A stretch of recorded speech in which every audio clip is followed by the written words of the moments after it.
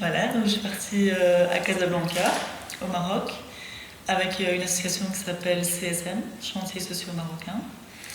Et donc à Casablanca, j'étais logée dans une famille qui était d'ailleurs reliée au projet là-bas et qui était super super gentille. Ils étaient beaucoup dans l'appartement, mais enfin, il n'y a pas plus accueillant, je pense, que les gens du Maroc. Et j'étais avec une autre volontaire dans ma chambre, donc qui était dans la même chambre que moi, mais il y avait aussi deux autres volontaires internationaux qui étaient dans un autre logement. Donc on était 4 internationaux et le reste c'était des Marocains en fait.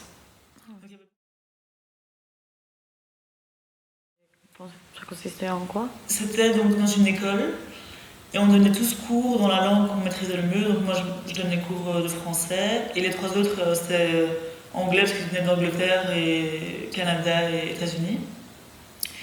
Et donc en fait, tous les jours, on allait donner cours en tout, je crois, 4 heures. Et c'était hyper intensif au début parce qu'on n'a pas l'habitude comme ça de donner cours. Et donc ça, l'air de rien, ça prend beaucoup d'énergie de parler pendant 4 heures, alors qu'en soi ça paraît pas si long. Mais dans la journée, ça remplissait vraiment la journée. Juste au début, moi j'étais là pendant le ramadan. Donc tout le mois où j'étais là, c'était le ramadan.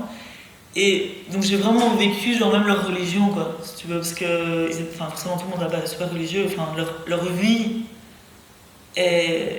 tourne autour de la religion quoi, Ouais. tout.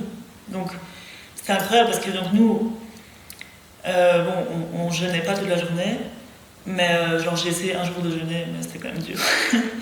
Et donc eux pendant tout ce mois ils jeûnaient, et nous donc quand on mangeait par exemple le midi, enfin qu'ils nous donnaient un biscuit, genre on se cachait limite pour que les gens ne voyaient pas quoi. Oui, pour les respecter.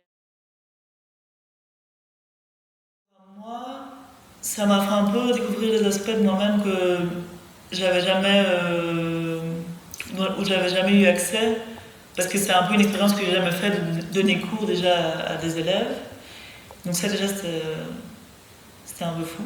Parce que c'est vraiment comme si tu étais une vraie prof quoi. Moi je m'attendais à ce que j'allais être, allez, est-ce que j'allais juste faire des jeux avec eux, je sais pas, faire des activités, parler en français.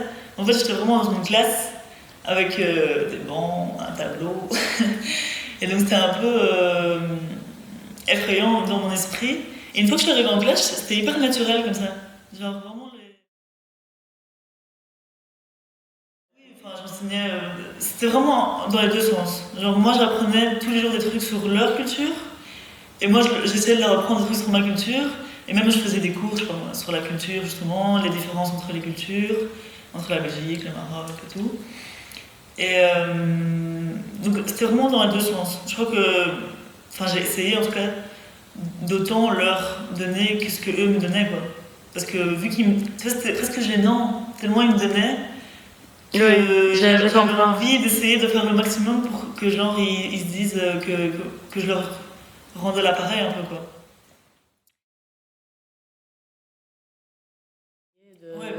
Si tu veux. Non, mais je crois que j'ai jamais eu autant vraiment d'amitié genre fusionnelle en si peu de temps. Mais ça c'est dû à leur caractère. Hein. Ouais. Et genre clairement à Casablanca, il y a aussi un caractère comme ça où ils sont très humoristiques comme ça. Et donc ils font beaucoup de blagues et tout. Donc très vite genre je me suis intégrée à eux par ce biais, tu vois. C'est pas difficile de s'entendre. Futur Mais volontaire. je crois que le meilleur conseil c'est vraiment de partir sans aucune attente.